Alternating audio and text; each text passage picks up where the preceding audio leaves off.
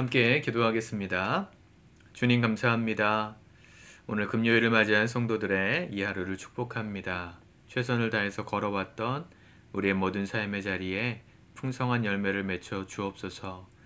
특별히 이제 돌아오는 주일이면 하나님 다시 본 교회가 세워진 지 만 11주년이 되는 기념주일을 보냅니다. 이 땅에 하나님의 교회를 세우시고 여기까지 인도하신 놀라운 은혜에 감사하며 우리가 기쁨으로 예배할 것입니다.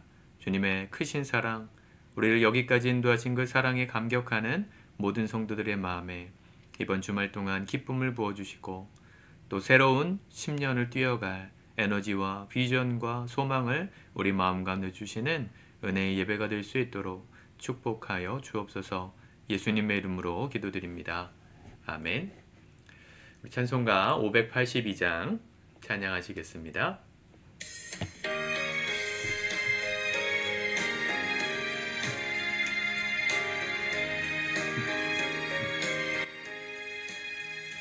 어두운 밤 마음에 잠겨 역사의 어둠 짙었을 때에 계명성 동쪽에 밝아 이 나라 여명이 왔다. 고요한 아침의 나라 빛 속에 새롭다. 이 삶 속에 얽혀 이 땅에 생명탐 놓아간다. 옥토의 뿌리는 깊어 하늘로 가지 솟을 때 가지 잎 억만을 헤어 그 열매 만민이 산다. 고요한 아침의 나라 일꾼을 부른다. 하늘 씨앗이 되어 역사의 생명을 이어가리.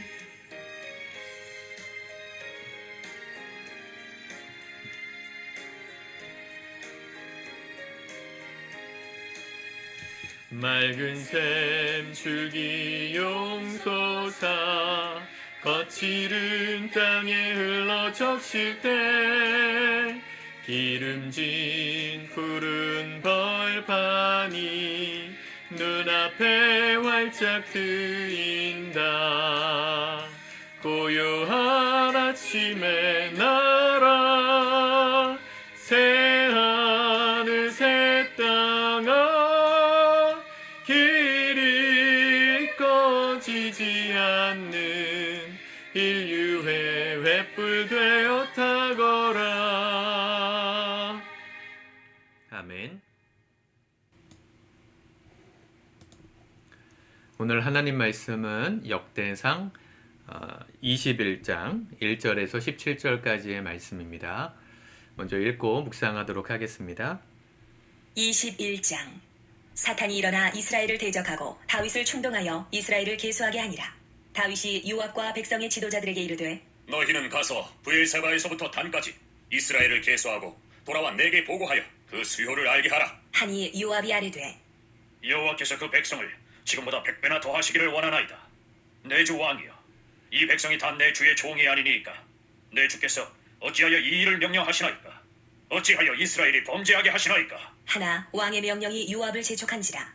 드디어 요압이 떠나 이스라엘 땅에 두루 다닌 후에 예루살렘으로 돌아와 요압이 백성의 수요를 다윗에게 보고하니 이스라엘 중에 칼을 뺄 만한 자가 110만 명이요 유다 중에 칼을 뺄 만한 자가 47만 명이라. 요압이 왕의 명령을 마땅치 않게 여겨 레위와 베냐민 사람은 계수하지 아니하였더라. 하나님이 이 일을 악하게 여기사 이스라엘을 치심해 다윗이 하나님께 아뢰되 내가 이 일을 행함으로 큰 죄를 범하였나이다. 이제 간구하옵나니 종의 죄를 용서하여 주옵소서. 내가 심히 미련하게 행하였나이다 하니라. 여호와께서 다윗의 선견자 가세에게 말씀하여 이르시되 가서 다윗에게 말하여 이르기를 여호와의 말씀이 내가 내게 세 가지를 내어놓으리니 그 중에서 하나를 내가 택하라. 내가 그것을 내게 행하리라 하셨다 하라. 하신지라. 갓이 다윗에게 나아가 그에게 말하되 여호와의 말씀이 너는 마음대로 택하라. 혹 3년 기근이든지 혹 네가 석 달을 적군에게 패하여 적군의 칼에 쫓길 일이든지 혹 여호와의 칼 곧 전염병이 사흘 동안 이 땅에 유행하며 여호와의 전사가 이스라엘 온 지경을 멸할 일이든지라고 하셨나니 내가 무슨 말로 나를 보내신 이에게 대답할지를 결정하소서. 하니 다윗이 가세게 이르되 내가 곤경에 빠졌도다. 여호와께서는 긍휼이 심히 크시니 내가 그의 손에 빠지고 사람의 손에 빠지지 아니하기를 원하나이다. 하는지라. 이에 여호와께서 이스라엘 백성에게 전염병을 내리시매 이스라엘 백성 중에서 죽은 자가 7만 명이었더라. 하나님이 예루살렘을 멸하러 천사를 보내셨더니 천사가 멸하려 할 때에 여호와께서 보시고 이 재앙 내림을 뉘우치사 멸하는 천사에게 이르시되 족하다. 이제는 내 손을 거두라. 하시니 그때에 여호와의 천사가 여부수 사람 오르난의 다장마당 곁에 선지라. 다윗이 눈을 들어보매 여호와의 천사가 천지 사이에 섰고 칼을 빼어 손에 들고 예루살렘 하늘을 향하여 편지라. 다윗이 장로들과 더불어 굵은 배를 입고 얼굴을 땅에 대고 엎드려 하나님께 아뢰되 명령하여 백성을 계수하게 한 자가 내가 아니니이까. 범죄하고 악을 행한 자는 곧 나이니이다. 이 양떼는 무엇을 행하였나이까? 청하건대 나의 하나님 여호와여, 주의 손으로 나와 내 아버지의 집을 치시고 주의 백성에게 재앙을 내리지 마옵소서. 하니라. 여호와의 아멘. 어제 말씀드린 대로 다윗의 또 다른 죄, 하나님 앞에서 이기심을 극복하지 못했을 때에 주어진 어려움들을 기록하는 본문입니다. 오늘 1절에 보면 사탄이 일어나 이스라엘을 대적하고 다윗을 충동하여 계수하게 하니라 그랬어요. 여기서는 이렇게 표현했는데 똑같은 말씀을 기록한 사무엘하 24장에 보면 이렇게 되어 있습니다. 넘어가지가 않네요. 사무엘하 24장 1절에 보면 여호와께서 다시 이스라엘을 향하여 진노하사 그들을 치시려고 다윗을 격동시키사 가서 이스라엘과 유다의 인구를 조사하라 하신지라. 자, 사무엘하에서는 하나님이 그렇게 격동하게 하셨다 그랬는데 여기 지금 우리 역대상에서는 사탄이 일어나서 다윗을 충동질하였다 이렇게 표현하잖아요. 조금 다른 것입니다. 사실은 여기에 근본적인 원인은 다윗의 실수입니다. 다윗의 교만함, 이기심, 그게 죄의 원인이었는데 그걸 해석하는 성경의 학자들이 성경을 기록하면서 각각의 해석으로 한 거죠. 사무엘 하에서는 하나님이 격동시키셔서 이와 같은 일을 하게 하셨다. 그리고 이 역대상에서는 사탄이 그렇게 했다. 그 책임을 다윗에게서 다 빗나가게 하는 거죠. 그럴 수밖에 없었을 것 같습니다. 나라를 재건해야 되는 상황에서 민족의 신앙적 모델이 되는 다윗을 소개하는데 다윗이 실수한 장면, 특별히 바세바 이야기는 아직 안 나왔잖아요. 이 인구조사는 나중에 일어난 일이에요. 이거보다. 그런데 그 일을 기록하지도 않았고 인구조사에 대한 실수도 다윗의 잘못이 아니라 영적인 문제였다 이런 식으로 돌려 말하는 걸 보면 이 역사를 기록한 사람들의 마음에는 다윗을 나쁘게 말하고 싶지 않은 마음들이 컸던 것 같습니다. 그런데 사람이 어떻게 보든 죄에 대한 심판은 하나님이 하시는 것이죠. 하나님 보실 때 그게 악했다 그랬어요. 7절 하나님이 이 일을 악하게 여기사. 왜 악하게 여기신 겁니까? 다윗이 요압에게 명령을 내리죠. 2절에 보면 브엘사바에서부터 단까지. 브엘세바는 이스라엘 가나안 땅의 맨 남쪽이고 단은 맨 위쪽입니다. 북쪽이에요. 이스라엘을 계수하여 하고 돌아와 내게 보고하여 그 수요를 알게 하라. 왜 이런 일을 했냐면 그동안에 정복했던 이방 나라들에게 과시하고 싶었던 겁니다. 우리의 힘이 이만큼 강성해졌다. 그 사람이 잘 될 때 교만하기가 딱 좋아요.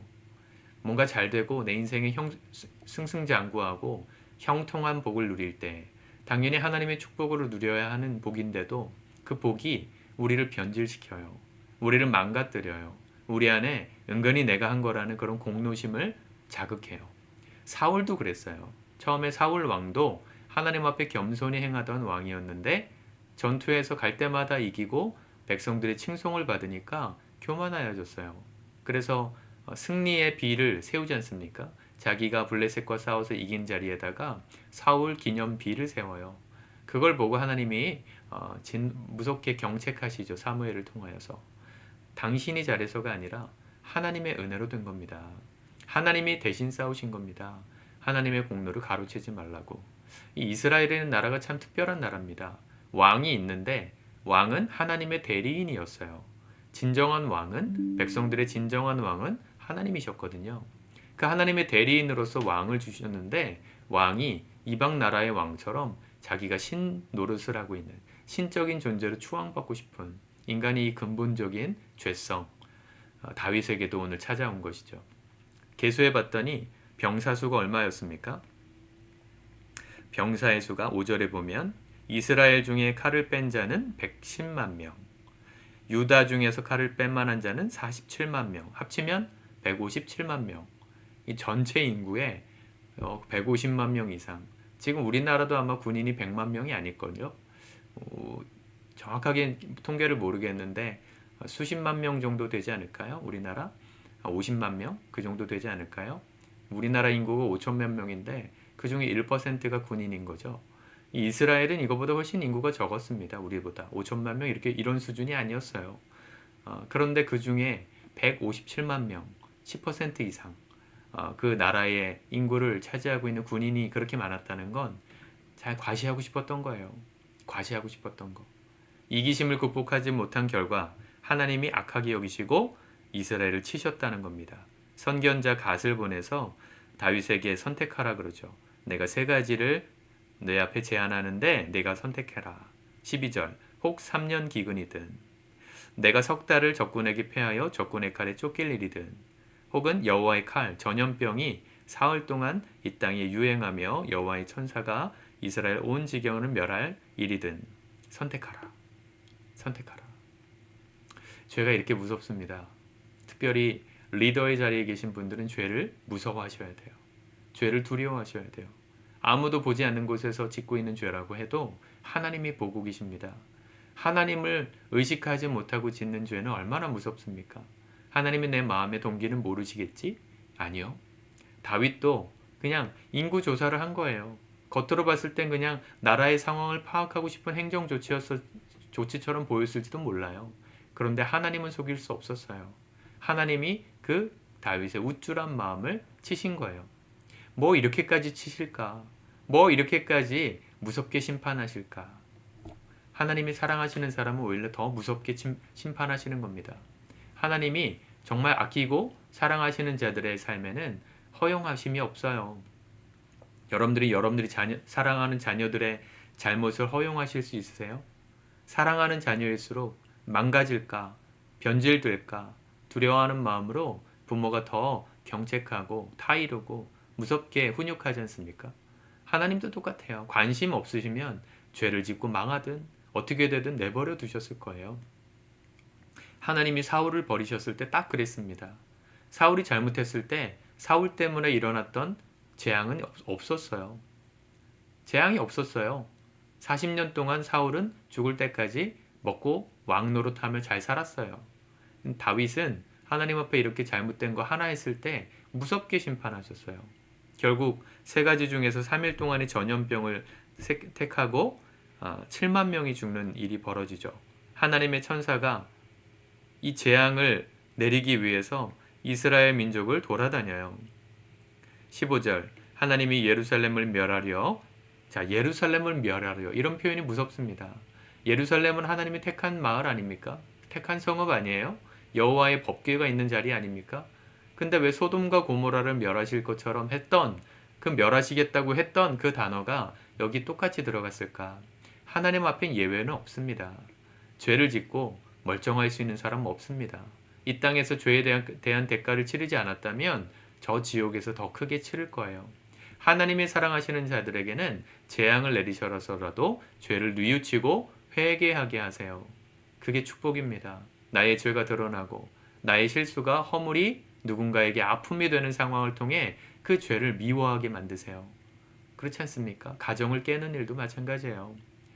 요즘 워낙 불륜이 많으니까 워낙에 다 애인들 하나씩은 데리고 살고 있는 시대니까 그게 당연한 것 같지만 여러분 가정을 깨고 내가 사랑하는 배우자를 배신하고 가정을 범하는 무서운 죄를 지으면요 자기만 심판받는 게 아니고 나와 함께 살던 가족들이 다 병들어요. 아내는 마음이 찢어지고 뭐 남편도 마찬가지겠죠. 자녀들의 마음은 깨져버립니다. 세상이 무너져요. 무서운 결과가 주어집니다. 여러분들이 어느 공동체의 리더라면, 팀장이시라면, 또 이끄는 자라면 조심하셔야 돼요. 아니, 조심할 게 아니라 버리셔야 되고 멀리 하셔야 돼요. 미련 없이 잘라버리셔야 되는 거예요. 죄의 유혹은. 하나님께서 우리의 죄를 그냥 두고 보시는 것 같다면 여러분들 하나님의 택한 백성 아닐 가능성이 높아요. 하나님이 사랑하시는데 그냥 두신다? 아무런 조치도 안 하신다? 그거 어쩌면 하나님의 자녀 아니기 때문일지도 몰라요. 하나님이 진짜 사랑하시는 사람은 드러내서 부끄럽게 만드셔서라도 죄를 떠나게 하십니다. 죄에 대한 대가를 치르고 구원하십니다.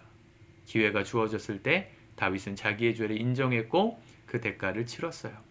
백성이 자기 때문에 죽어가는 모습을 보면서 어떻게 말합니까? 17절 하나님께 아뢰되 명령하여 백성을 계수하게 할 자가 내가 아니니까 범죄하고 악을 행한 자는 곧 나니이다.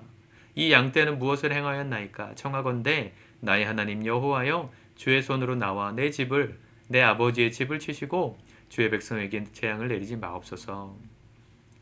예, 그런 기도를 드리죠. 참 무서운 기도입니다. 결국 이 기도도 응답됩니다.